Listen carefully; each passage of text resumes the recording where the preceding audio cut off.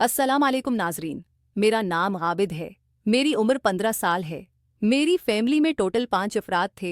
मेरे अम्मी अबू, मेरे मामू और हम 2 बहन भाई। मेरा भाई मेरे से छोटा है और हम 2 बहन भाई। मेरा भाई मेरे से छोटा है और 10 साल का है। मेरी उम्मी बहुत खूबसूरत थी और उसके हसन के सब जगह चर्चे थे।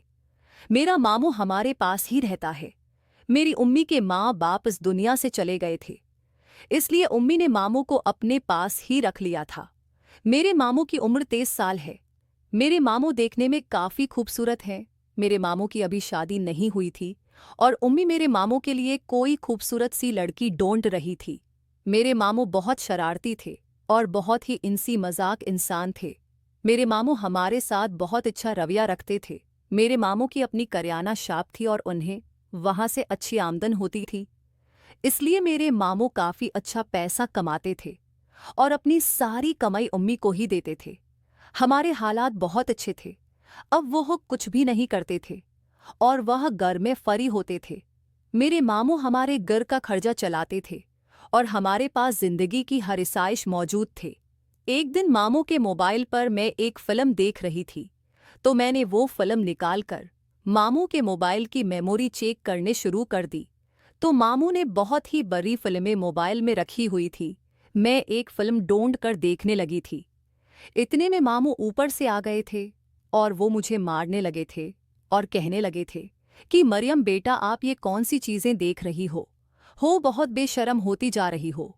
मुझे भी मामू की बात सुनकर शर्म आई थी और मैंने कहा था कि मामू सॉरी, मुझसे गलती हो गई, बस मैं ढूंढते ढूंढते ये चीजें निकाल कर बैठ गई थी।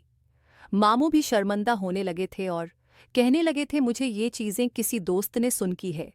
मैंने मामू से पूछा था कि आपको इस चीज की कमी महसूस होती है, तो मामू कहने लगे थे कि मुझे उस चीज की काफी कमी महसूस होती है क्योंकि मेरी उम्र 23 साल हो चुकी है और अभी तक मेरी शादी नहीं हुई। मैं किसी ऐसी लड़की की तलाश में हूँ जो मेरी कोई ख्वाहिश को पूरा कर दे। मैं मामू की तरफ देखकर काफी अफसरदा हुई थी कि मामू को उस चीज की काफी तलब थी, इसलिए मैंने प्रोग्राम बना लिया था कि किसी दिन टाइम निकालकर मामू की ख्वाहिश को पूरा कर दूंगी। मेरे मामू का नाम अजहर है और वो देखने में काफी खूबसूरत है। मेरे मामू एक नौजवान किस्म के आदमी थे और किश्ती वगैरह भी करते थे। मेरे मामू का पूरे इलाके में नाम था और बहुत से बड़े पहलवान मेरे मामू को जानते थे और मेरे मामू को किश्ती की दावत भी मिलती थी, इसलिए मैं मामू को काफी पसंद करती थी और मैं मामू की जवानी पर फदा थी, इसलिए मैं तो पहले ही उस चीज को देखना चाहती थी और मामू के करीब जाना चाहती थी। अब मुझे मामू की कमजोरी का पता चल गया था और मेरे लिए ही अच्छा मौका था कि मैं मामू के पास जाकर अपनी ख्वाहिश को पूरा कर लूं। एक दिन मेरी उम्मी अबू किसी काम से शहर चले गए थे और घर में मैं मामू और मेरा भाई ही था।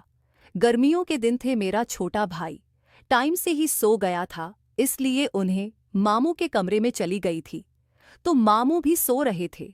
मैंने मामू को उठा दिया था और कहा था कि मामू अबू घर में नहीं हैं और मेरा दिल नहीं लग रहा। मामू कहने लगे थे कि मरियम बेटा, क्यों दिल नहीं लग रहा? मैंने कहा मामू बस वैसे ही मुझे आपकी कमी महसूस हो रही थी, इसलिए मैं आपके कमरे में आ गई हूँ। मामू भी खुश हो गए थे और मैं उनके पास बैठ गई थी। मेरे मामू को कहा था कि मामू मुझे आपकी ख्वाहिश को पूरा करना है और मुझे आपके साथ वो काम करना है। मामू तो हैरान हो गए थे और कहने लगे थे मरियम बेटा, आप तो 15 साल की हो और मेरे साथ ये काम कैसे कर लोगे? तो मैंने मामू को कहा था कि मामू मैं गुजारा कर लूंगी, बस आप मेरे साथ ये काम करो, क्योंकि मैं भी मजबूर हो चुकी थी और 15 साल की खूबसूरत खूबरो नौजवान लड़की थी और मुझे भी उस चीज की कमी महसूस होने लगी थी, इसलिए मेरे मामू को अपने साथ मिला लिया था। मामू मेरी बैटरी में अपना चार्जर डालने लगे थे और मामू ने बड़े एहतियात के साथ मेरी बैटरी भी अपना चार्जर डाला था। अब मैं मामू की दीवानी हो गई थी और मुझे काफी सुकून मिला था। अब जब भी मेरा दिल करता है मैं मामू के साथ वो काम कर लेती थी और अपनी ख्वाहिश को पूरा कर लेती थी। घर वाले इस बात से बिल्कुल अनजान थे कि हम घर में क्या गल खिला रहे हैं, लेकिन मैं मामू के साथ मिलकर जिंदगी का सुकून ले रही थी। नाजरीन, अगर आपको ये कहानी पसंद आई हो तो चैनल को सब्सक्राइब करें।